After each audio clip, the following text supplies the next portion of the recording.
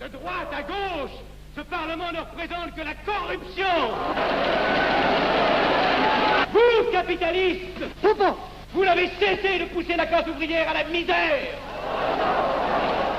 Et vous, communistes, vous avez cessé d'exploiter cette misère voulue par les capitalistes.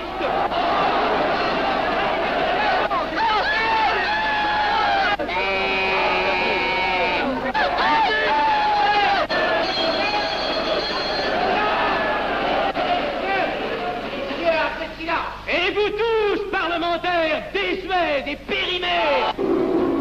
Insultez-moi le parlementarisme!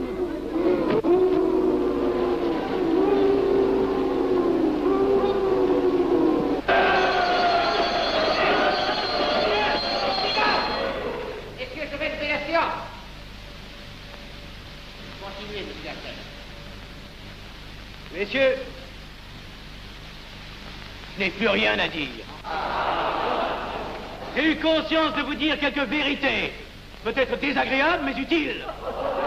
Non, ce ne sont pas quelques interruptions qui m'arrêteront. La communauté française ne se bâtira pas sur le conflit de la vieille bourgeoisie égoïste et du peuple affamé. C'est pourquoi je ne voterai pas ce projet, qui donne satisfaction au capitalisme international et serait le bon prétexte pour les communistes à accentuer nos divisions. Je ne le voterai pas. Je serai sans doute le seul à ne pas le voter, car il semble que par une étrange aberration, la Chambre tout entière soit prête comme toujours à trahir l'intérêt français au bénéfice de certains intérêts internationaux très particuliers.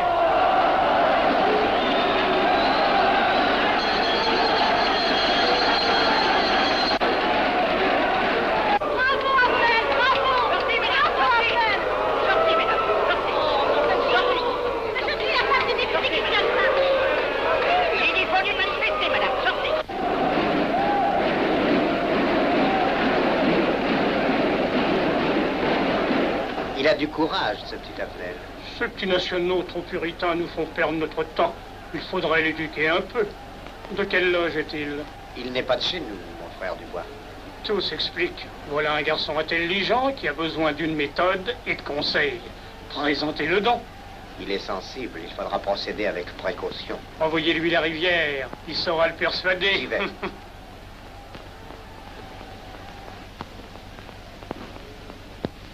Mon cher vénérable, nous avons un service à vous demander. Enfin, des dons, je vous suis tout dévoué. Le jeune Affnel qui vient de parler assez brillamment devrait subir les épreuves de l'initiation. La maçonnerie lui apporterait beaucoup et le disciplinerait. Ne croyez-vous pas? J'y pensais déjà.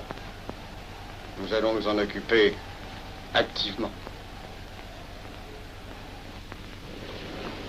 Alors, je suis brisé. Comment avez-vous trouvé mon discours? Excellent. Vous leur avez dit de fort bonne vérité. Ouais, ça n'a pourtant servi à rien, ils ont voté le projet. Ça ne sert jamais à rien de dire la vérité. Les gens n'aiment pas la vérité. Ils préfèrent de beaucoup les mensonges. Vous êtes cynique. Non. J'ai une certaine expérience politique, déjà ancienne. À propos, voulez-vous venir un peu avec moi? J'ai quelque chose à vous dire. Volontiers.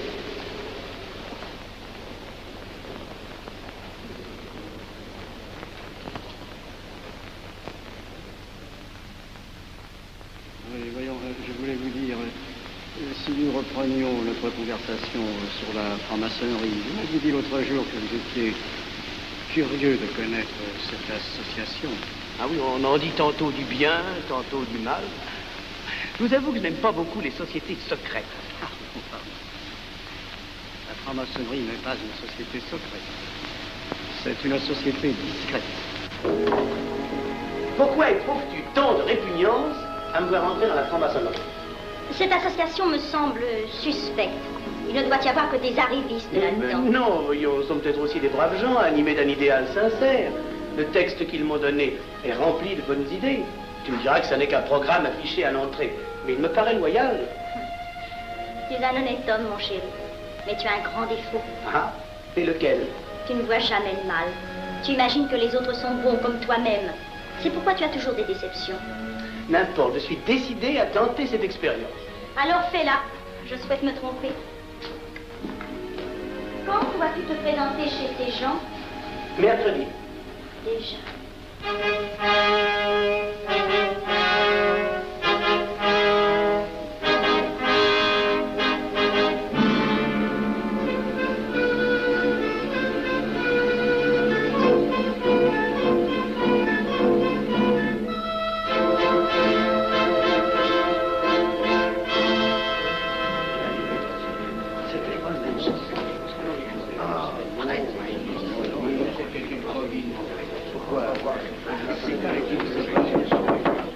Mes frères, les travaux reprennent force et vigueur.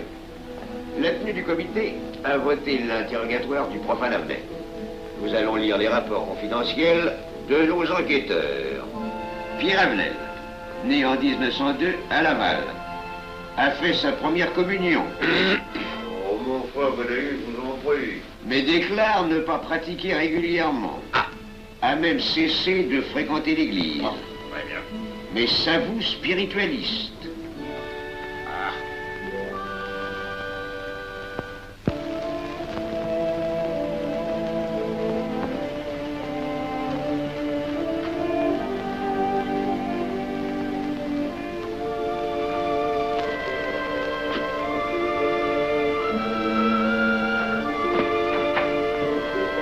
Monsieur, voulez-vous me citer?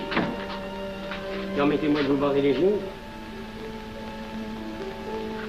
Mes frères, le profane Avenel, qui nous est recommandé par notre frère Gainsbourg, vice-président de la Chambre, est député. Cela ne nous impressionne pas. Nous devons surtout examiner ce qu'il pourra apporter à la franc-maçonnerie. Il nous faut des gens qui servent notre ordre et contribuent à sa puissance.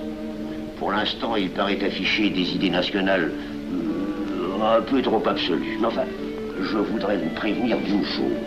Comme il est de notre intérêt de tenir en main un grand nombre de parlementaires, il vaudrait peut-être mieux ne pas lui poser des questions qui pourraient le choquer. On nous le signale comme assez sensible sur les questions spirituelles ou religieuses. Quand il aura travaillé quelque temps parmi nous, il aura évolué.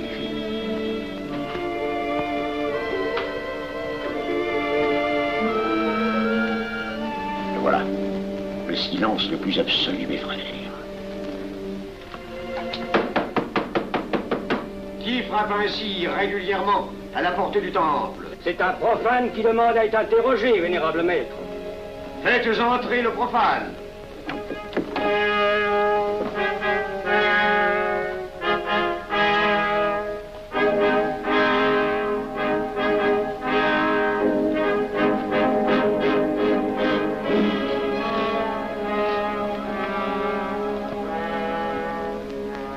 Monsieur, vous avez déclaré vouloir faire partie de la franc-maçonnerie. Mais nous désirons savoir qui vous êtes. Nous allons donc vous interroger sur vos sentiments, vos croyances, vos idées politiques. Répondez-nous sans vous troubler, mais en nous disant la plus stricte vérité. Consentez-vous à cet interrogatoire? J'y consens. Monsieur, croyez-vous en Dieu? Et pourquoi? Il semble être déçu par ce premier contact avec la maçonnerie. Mais l'interrogatoire est assez pénible. J'ai dû paraître ridicule. Vous vous trompez. D'autres qui sont passés avant vous ont moins bien répondu. Vous avez été reçu avec une majorité convenable, 16 voix contre 10. Comment, j'ai eu 10 voix contre moi? Non, non. 2 seulement. 2. Mais les voix d'opposition comptent pour 5. Ah, un opposant de plus, et vous étiez blackpoolé. La maçonnerie est difficile sur le choix de ses candidats. Pas assez, mon cher, pas assez. Je dois même vous avertir que lorsque vous serez en loge, vous serez déçu. Le milieu maçonnique est épouvantablement médiocre. Vous verrez que vous nous apporterez plus que vous ne recevrez. Mais ces rites dont vous m'avez parlé, ces initiations mystérieuses... De bêtises. Il y en a qui y attachent un certain sens symbolique. La plupart des maçons rient eux-mêmes de ces vieilles pratiques désuètes. Seulement, le jour de votre initiation, tenez-vous bien, les épreuves de la cérémonie ne sont pas commodes.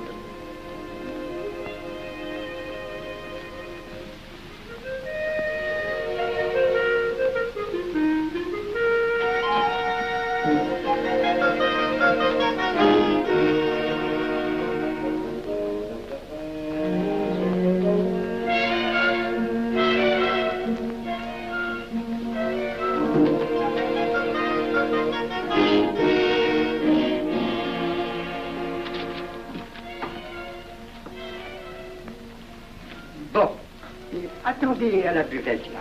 On viendra vous chercher. Alors, mais c'est entendu, mon cher, je m'occupe de ton affaire. Tu peux compter sur moi. C'est très Mais c'est important. entendu. Excuse-moi, la tenue va commencer, je suis un peu en retard. Viens, viens.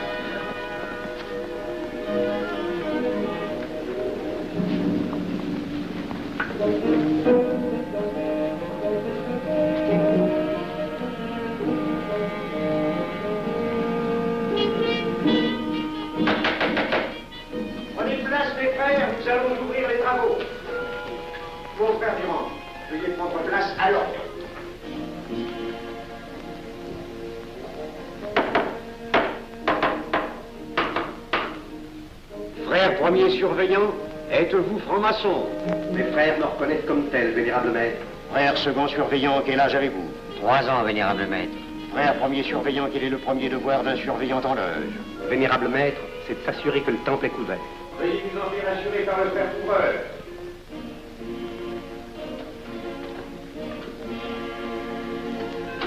Le temple est couvert, vénérable maître. Frère second surveillant, quel est le second devoir des surveillants en loge? Vénérable maître, c'est de s'assurer que tous les frères présents sont membres réguliers de la loge ou visiteurs connus. Debout, et alors, mes frères. Frère premier et second surveillant, assurez-vous que tous les frères rangés devant vos colonnes sont membres réguliers de la loge ou visiteurs connus.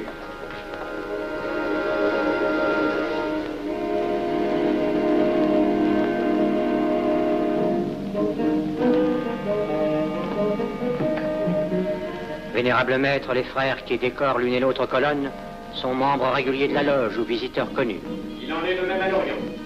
Frère premier surveillant, à quelle heure les francs-maçons opèrent-ils leurs travaux? À midi, vénérable maître. Quelle heure est-il, frère second surveillant? Il est midi, vénérable maître. Puisqu'il est l'heure du travail, frère premier et second surveillant, invitez les frères de vos colonnes à se joindre à vous et à moi pour ouvrir les travaux de la respectable loge des enfants de l'univers Orient de Paris, au grade d'apprenti, en la forme accoutumée. À moi, mes frères, par le signe, la triple batterie et l'acclamation.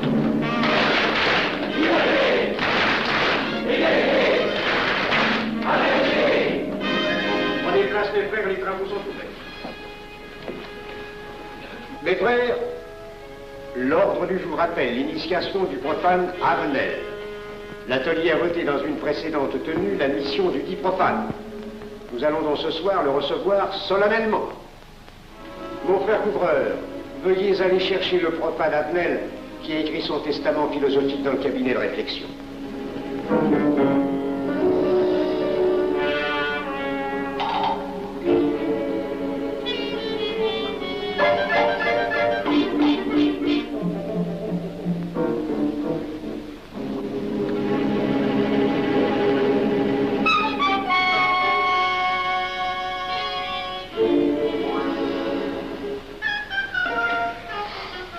Pas rigolo leur truc. Monsieur, veuillez me suivre.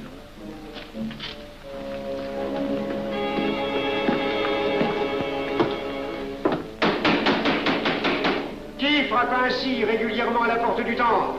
Vénérable maître, c'est un profane qui demande à être reçu maçon s'il en est jugé digne. Frères, armez-vous de vos glaives. Faites entrer le profane.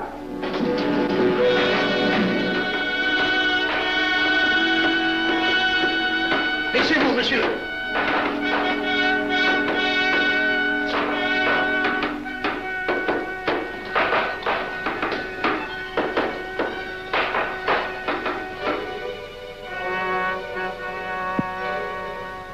Monsieur, cette épée que vous sentez sur votre poitrine est toujours levée pour punir le parjure. Elle est le symbole du remords qui déchirerait votre cœur si vous deveniez traître à la société dans laquelle vous voulez entrer. Est-ce de votre propre volonté, en pleine liberté, que vous vous présentez parmi nous? Oui. C'est une institution qui ne procède que d'elle-même. Elle prend sa force dans la raison. Persistez-vous toujours dans vos intentions? Êtes-vous bien déterminé à vous soumettre aux épreuves, quelles qu'elles puissent être? J'y consens. En ce cas, confiez-vous à la main qui va diriger vos pas. Mais, comme il serait imprudent de s'imposer des obligations dont on ne connaîtrait pas l'étendue, il est de la sagesse de cette respectable assemblée de vous dire quels seront vos devoirs si elle vous admet dans son sein. Le premier est un devoir absolu de secret sur tout ce que vous pourrez entendre et découvrir parmi nous, ainsi que sur tout ce que vous verrez et saurez par la suite. Je dois exiger de vous un serment prêté sur la coupe des libations. Consentez-vous à le prêter? Oui. Frère expert, faites approcher le profane. Et vous, maître des cérémonies, apportez la coupe des serments. Présentez la coupe au profane.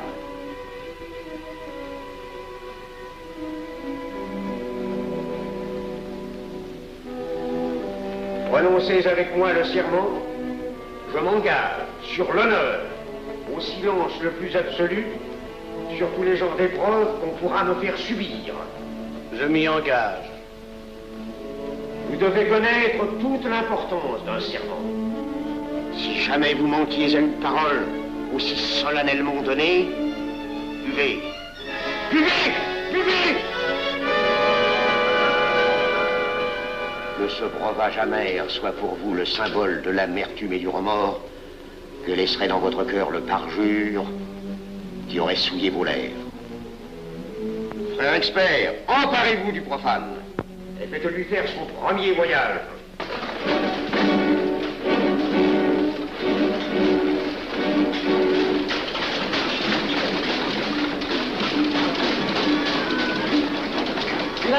C'est un profane qui demande à être reçu maçon. Comment ose-t-il l'espérer? C'est qu'il est libre et de bonne mœurs. Puisqu'il en est ainsi, qu'il passe.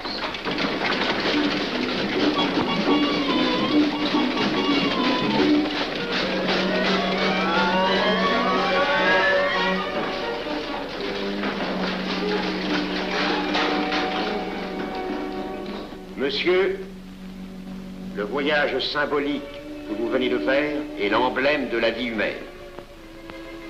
Le bruit que vous avez entendu figure les passions qui l'agitent. Les obstacles que vous avez rencontrés peignent les difficultés que l'homme éprouve et qu'il ne peut vaincre ou surmonter que grâce à l'aide qu'il trouve dans ses semblables. Frère expert, faites faire le deuxième voyage.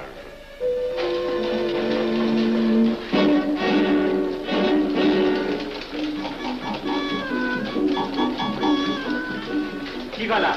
C'est un profane qui demande à être reçu maçon. Comment ose-t-il l'espérer? C'est qu'il est libre et de bonne mœurs. Puisqu'il en est ainsi qu'il passe, et qu'il soit purifié par l'eau.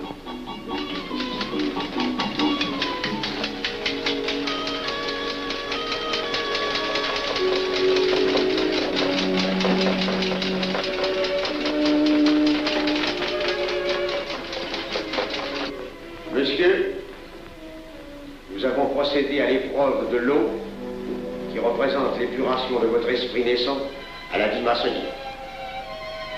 Votre cœur doit être limpide comme l'eau pure. Frère expert, faites faire le 3e voyage.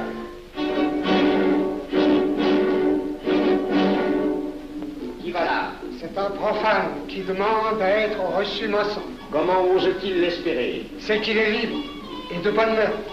Puisqu'il en est ainsi qu'il passe par les flammes.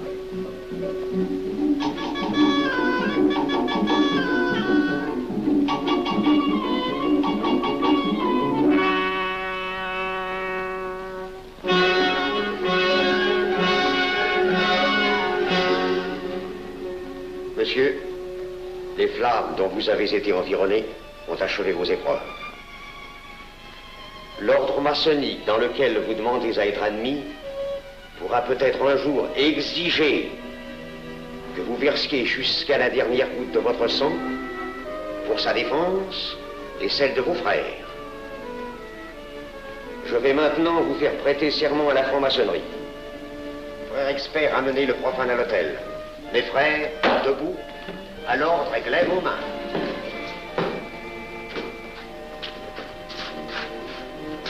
Moi, Pierre Avenel. Moi, Pierre Avenel. De ma propre et libre volonté. De ma propre et libre volonté. En présence de cette respectable assemblée de maçons. En présence de cette respectable assemblée de maçons. Je jure et promets solennellement. Je jure et promets solennellement. De ne jamais révéler aucun des mystères de la franc-maçonnerie qui vont m'être confiés. De ne jamais révéler aucun des mystères de la franc-maçonnerie qui vont m'être confiés. Quelle idée saugrenue ton mari a-t-il de se faire recevoir franc-maçon? Je lui ai déconseillé tant que j'ai pu, mais tu sais comme il est entêté. Il va se trouver dans un milieu d'arrivistes si médiocre. On l'a pourtant bien prévenu. Pourvu qu'il ne lui arrive rien. Il y a tant d'histoires qui courent sur le compte de ces sociétés secrètes. Ne t'inquiète pas, Pierre. Il saura se tirer d'un mauvais pas. C'est prudent. Pas assez. Monsieur, le serment que vous venez de prêter ne vous donne-t-il aucune inquiétude? Consentez-vous à le renouveler lorsque vous aurez reçu la lumière? Je le renouvellerai. Mes frères, nous allons donner la lumière aux profanes. Frère couvreur, préparez-vous à accomplir votre office. Que la lumière lui soit donnée à mon 3e coup de maillet.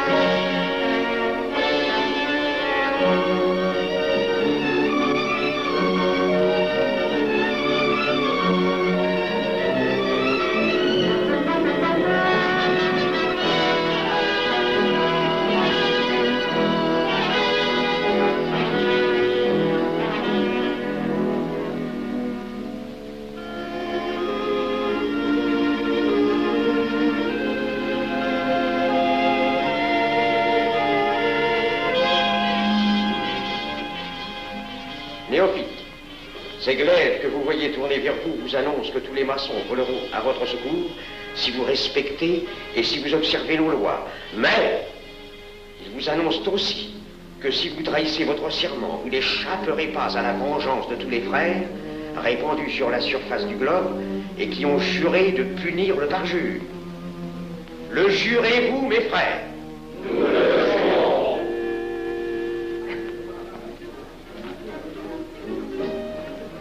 Mes frères, à la santé de notre nouveau frère. À votre santé.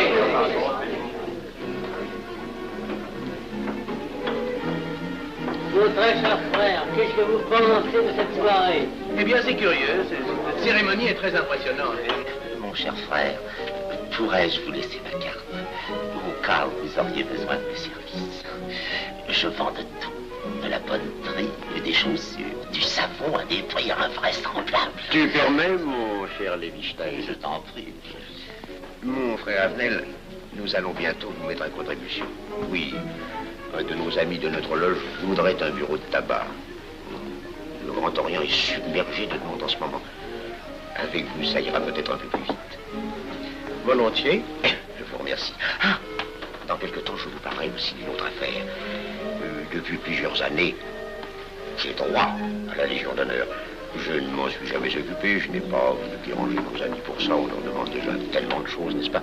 Vous m'aiderez? À votre service. Merci beaucoup. Alors, au revoir. Ah non, pas comme ça. Voyez-vous, des petits coups secs avec le pouce, là, comme ça. Pam, pam, pam. Essayez. Pam, pam, pam. Et ben voilà. Avec ce signal-là, on ouvre toutes les portes.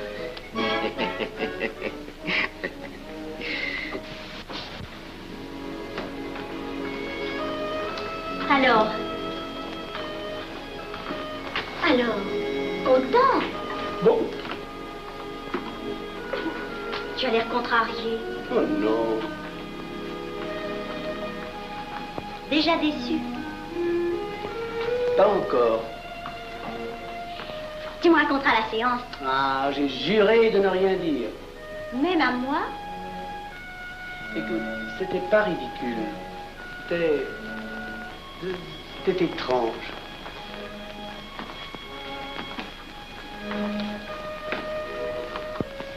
Mon chéri. Oh, mon chéri, c'est idiot, mais j'ai peur pour toi. Qu'est-ce que tu veux qu'il m'arrive? Oh, mon grand.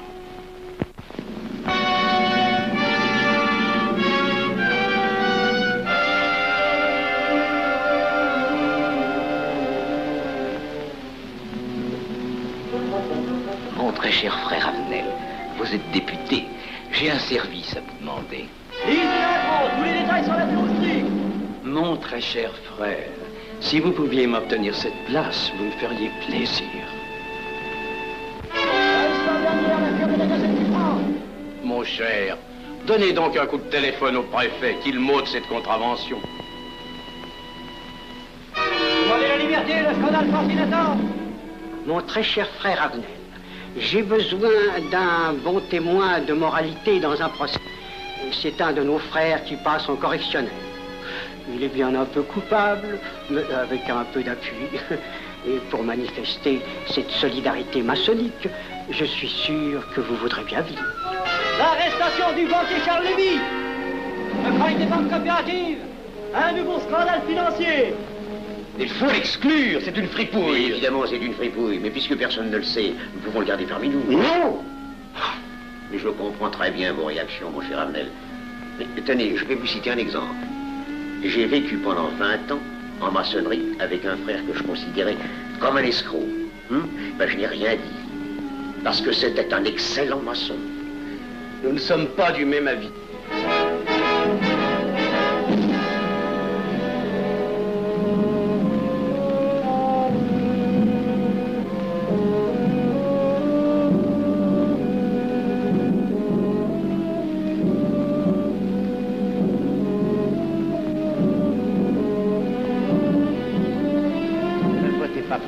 Pourquoi? C'est un adversaire de la maçonnerie. Mais son projet est excellent. Qu'importe, il nous dessert. Vous n'avez pas l'air de mon avis.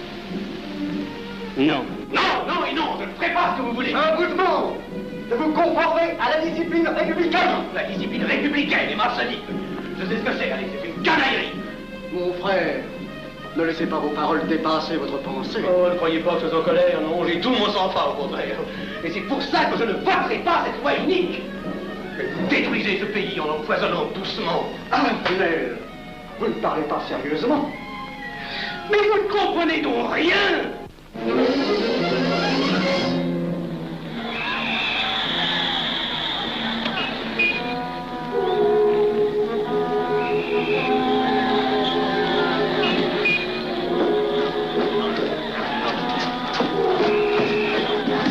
Que se passe-t-il? Regardez.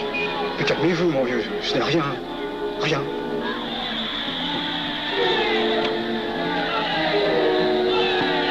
Que croyez-vous qu'on doit faire? Rien. Surtout rien. Pas de pareil cas, il faut attendre. Et croyez-moi, il n'y aura pas d'incident. Tous ces gens vont rentrer se coucher. Ils sont fatigués, le barquerier.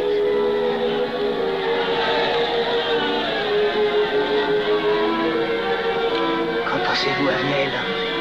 Je voudrais être avec eux, place de la Concorde. Vous ne parlez pas sérieusement? J'ai pas envie de rire.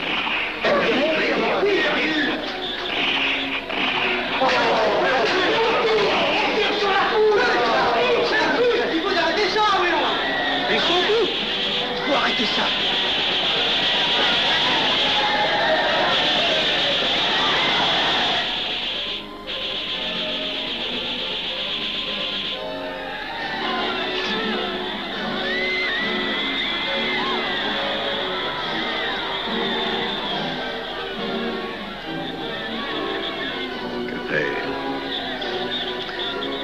Trop tard. On tire encore. Feu.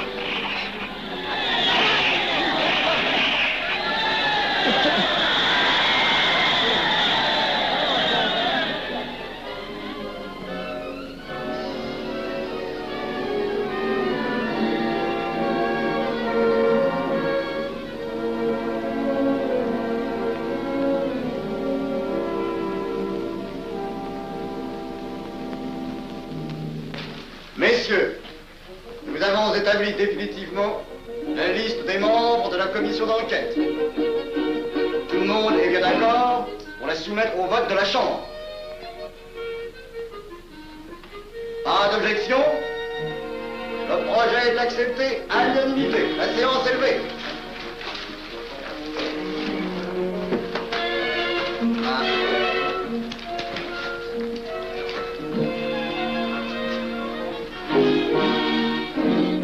Que ça va marcher? Je ne prévois pas d'opposition.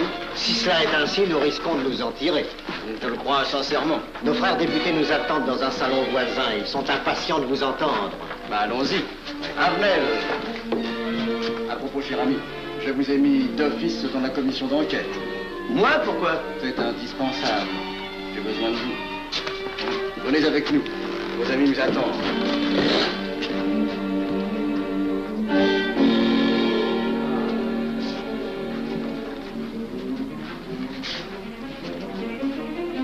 Mes frères, puisque nous sommes entre nous, je puis vous dire bien confidentiellement que nous allons traverser ces événements graves sans trop de dommages.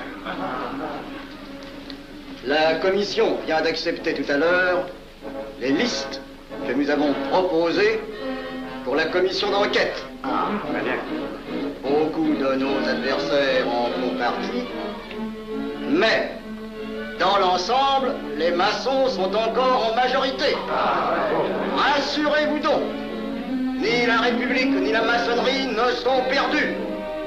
Elles ont traversé une crise grave. Elles sortiront renforcées de cette épreuve. Merci.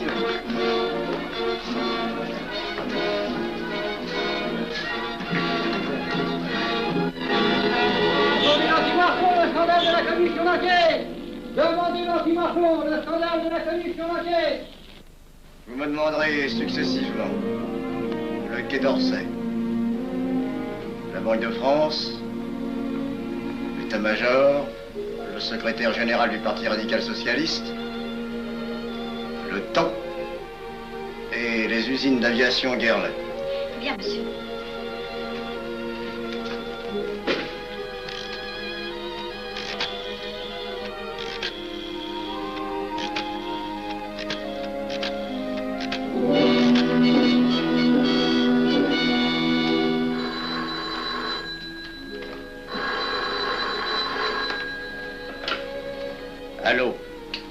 chef de cabinet du ministre.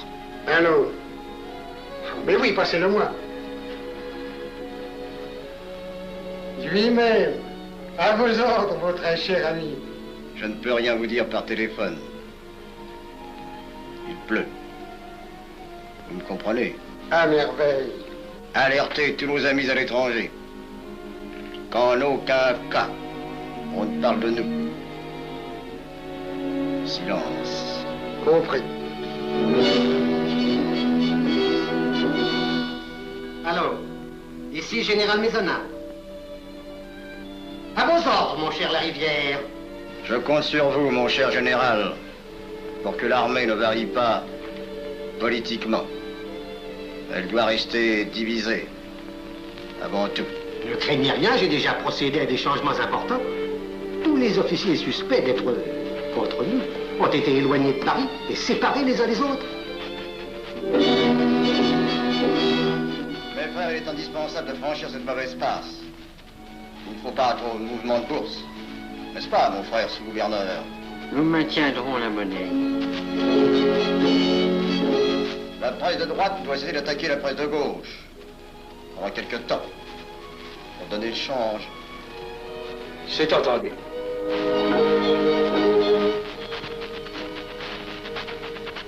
Les partis de gauche doivent faire entente avec ceux du centre. Et ceux de l'extrême gauche. De la sorte, nous contrôlons le peuple. Bloc populaire. Mieux. Front populaire. Bien. Quant à vous, mon cher Garlet, j'ai reçu ce matin une communication de l'étranger.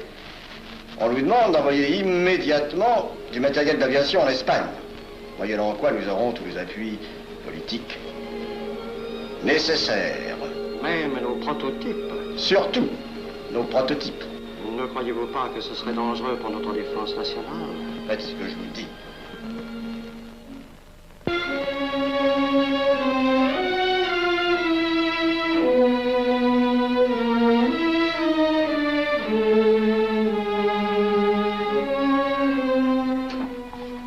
Monsieur Avenel, faites entrer. Ah, bonjour, cher ami. Comment on va? Bien, merci. Ah, je vous ai fait appeler. Que se passe-t-il? On ne vous voit plus. Vous le boudez? Oh non. Cigarette. Non, merci. Dites-moi, pourquoi avez-vous refusé de faire partie de la commission d'enquête? Oh, j'ai beaucoup de travail en ce moment et je fais déjà partie d'autres commissions. Avenel, répondez-moi franchement. Ce n'est pas parce que nous avons eu l'autre jour une petite discussion bien fraternelle? Eh bien, justement, si. Je voudrais vous parler de la franc-maçonnerie. Ah, mais bien, voyons, mais bien entendu. Asseyez-vous. Ah. Alors? Ah, je vous écoute. Eh bien, voilà, vous avez été mon présentateur, je vous dois une explication. Je suis décidé à déposer ma démission. Vous avez l'air d'avoir été déçu par la maçonnerie. Oh, pire, choqué. Pourquoi? Mais confessez-vous, mon vieux. Vous ne serez pas le premier maçon qui m'aura ouvert son cœur. Qu'est-ce qu'on vous a fait? Mais à moi, personnellement, rien. Mais je trouve ce milieu maçonnique... pourri d'arrivistes écœurants. Je vous l'accorde. Ah, ben, je ne vous le fais pas dire. Oh, croyez-vous que je sois dupe? Ben, alors, je ne comprends pas. Tant de vertus affichées sur le programme à la porte. Tant de mystères à l'intérieur pour ne cacher que ces petites combines, ces appétits de comitard. Je m'attendais à trouver des hommes dévoués, sinon supérieurs. Au lieu de ça, je n'ai rencontré que des quémandeurs de bureaux de tabac ou de décoration. Ou alors des fripouilles qui cherchaient à m'utiliser pour échapper à des condamnations. En dehors d'eux, des phraseurs, des sectaires ignorant tout, ne connaissant rien de l'histoire de leur pays, rien de l'histoire du monde, rien de la politique, rien de la philosophie, rien. Ah, des cerveaux vides, mais des dents longues et des langues folles. Et c'est cela qui gouverne la France. Quel grade avez-vous maintenant? J'ai été initié à la maîtrise il y a peu de temps. Eh bien, si vous avez le courage de vivre encore quelques années dans la médiocrité des ateliers bleus, vous passerez ensuite aux ateliers supérieurs. C'est mieux? C'est autre chose. Voyons, vous êtes 33e, n'est-ce pas? C'est le grade le plus haut dans la maçonnerie. Mon petit Avenel, je vais vous révéler, quoique je ne le doive pas, ces fameux secrets maçonniques dont on fait tant de mystères. En maçonnerie, on cache tout aux petites gens. En bas, vous ne savez rien. En haut, vous commencez à voir un peu plus clair dans le jeu mondial. Moi-même, je ne suis pas totalement éclairé sur les intentions des dirigeants de notre ordre. Et quand je dis dirigeants, je me trompe. Il n'y a pas de chef chez nous. Il n'y a que des exécutants. Je suis un pion sur un échiquier, j'accomplis une fonction. Je reçois des messages. J'obéis. Je transmets. J'agis. Mais qui dirige? Personne. C'est beaucoup plus compliqué et simple en même temps qu'on ne pense. Qu'est-ce que la maçonnerie? Des groupes d'hommes qui se sont réunis aux quatre coins de l'univers pour enserrer le monde dans un réseau aux mailles infranchissables. Nous sommes 50 000 en France, 500 000 en Angleterre, 3 millions en Amérique, c'est peu. Mais c'est énorme, parce que nous formons un bloc uni d'une seule volonté. Nous rayonnons partout, nous commandons partout. Ici, 300 parlementaires sont francs-maçons. En Angleterre, le roi fait partie de notre ordre. Aux États-Unis, le président est 32e. Il n'y a pas un pays où nous n'ayons nos appuis secrets, nos hommes, nos banques, nos groupes dévoués. Et ceci n'est rien. Je ne vous montre là de la maçonnerie que la puissance physique. Il y a peut-être autre chose. Mais quoi? Une doctrine supérieure. Une antique expérience des forces du monde qui nous permet de pousser les peuples tantôt vers la vie, tantôt vers la mort, quand il le faut. La mort? Je croyais la maçonnerie attachée à la paix. À une certaine paix. Notre paix. Sinon,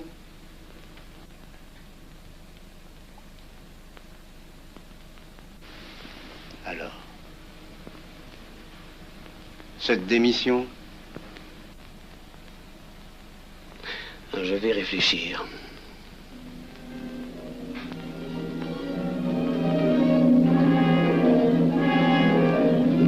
Alors, il n'y a qu'une solution, la guerre. Pour réussir à déclencher la guerre, la maçonnerie a besoin de tous ses hommes. Sur combien de voix pouvons-nous compter à la Chambre? Nos frères parlementaires sont à peu près tous sûrs. Sauf un, que j'oserais nommer, car il fait partie de notre loge. Qui donc? Avenel. Il tient des propos contre le Grand Orient qui l'accuse de vouloir déclarer la guerre à l'Europe. Je n'ai jamais eu confiance en ce type-là. C'est une faute de l'avoir laissé entrer ici. Nous pouvons encore le ramener de meilleurs sentiments. Je doute que vous réussissiez. Qui sait? Nous avons peut-être les moyens pour ça.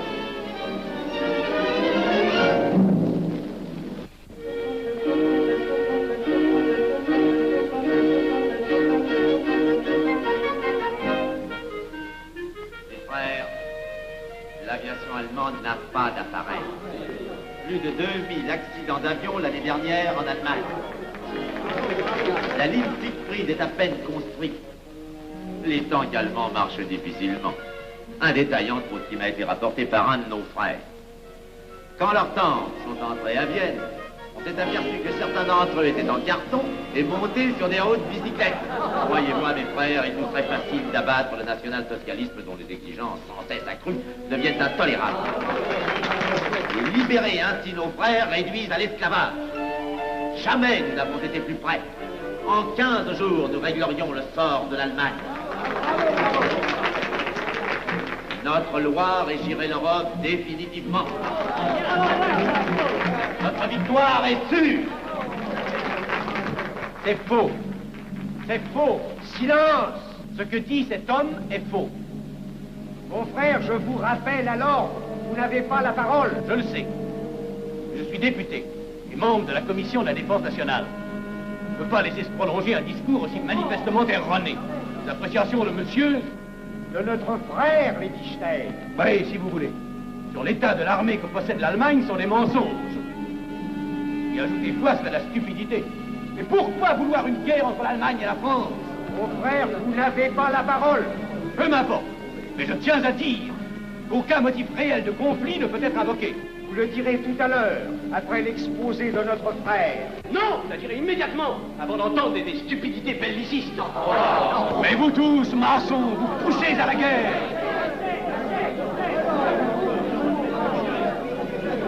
Pour que ce pays soit gouverné par vos lois, par les Juifs et la maçonnerie surtout.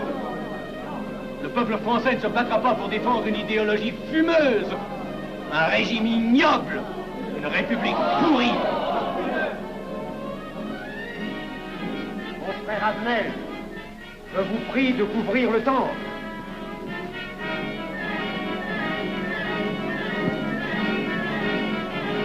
Vous êtes tous des menteurs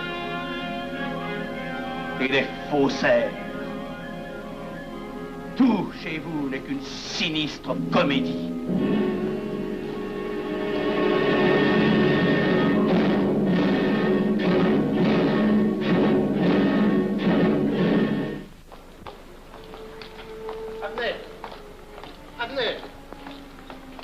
Abnel, excusez-moi, comme vous, j'habite Neuilly, c'est pourquoi je me permets de vous rejoindre. Mais vous avez fort bien fait, monsieur. J'étais près de vous à la tenue. Je voulais vous féliciter. Oh, merci. Vous avez très bien fait de leur crier des vérités. Ce sont des fous. Malheureusement, il est impossible de leur faire entendre raison. Les événements sont pourtant indiscutables. Oui, oui. Dites-moi, j'ai des documents confidentiels sur l'action actuelle de la maçonnerie qui peut-être vous intéresseraient. Des documents? Oui, oui, des documents. Vous êtes député, il serait utile et urgent que je vous les communique. Mais je crois bien, où sont-ils? Chez moi, pas très loin d'ici. Si vous avez quelques minutes. Oui, volontiers, allons. Alors, qu'est-ce qu'on décide? Pétard ou couteau? Le couteau, ça fait moins de bruit. Attention, les voilà.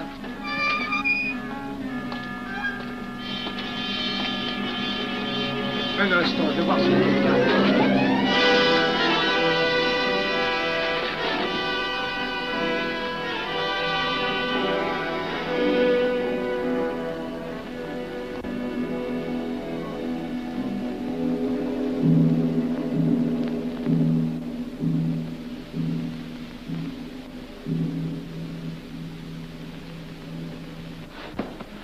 Ne t'inquiète pas, mon chéri. Tu guériras vite. Le docteur a dit maintenant que tu étais sauvé, à condition d'être sage.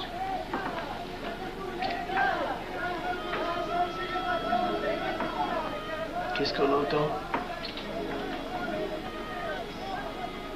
C'est la mobilisation générale, mon chéri. Quoi, la mobilisation? Ne t'agite pas, je t'en supplie. Je n'aurais pas dû te le dire, mon Dieu.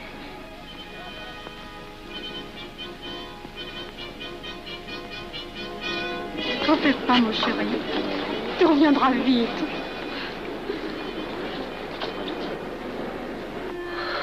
Les brutes. Ils sont arrivés. Ils ont réussi à déclencher leur guerre. Ne bouge pas. Tes plaies sont à peine fermées. Si j'étais pas tombé sous les coups de ces criminels, j'aurais peut-être pu arrêter ça. Mais non, tu n'aurais rien pu empêcher, mon chéri. Ces hommes sont plus forts que toi. Ils ne t'auraient pas manqué.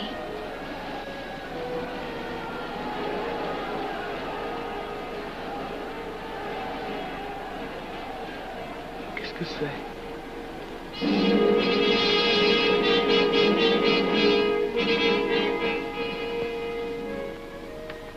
Les malheureux. S'ils savaient ce que je sais.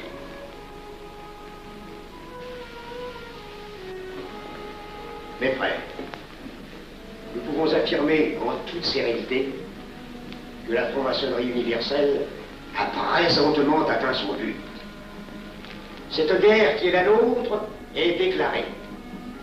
Elle doit aboutir au triomphe de notre ordre. Il importe que le monde soit définitivement gouverné selon nos méthodes et par nos idées. Debout et alors. Frère premier surveillant, à quelle heure ferme-t-on les travaux? À minuit, vénérable maître. Quelle heure est-il, frère second surveillant? Minuit, vénérable maître.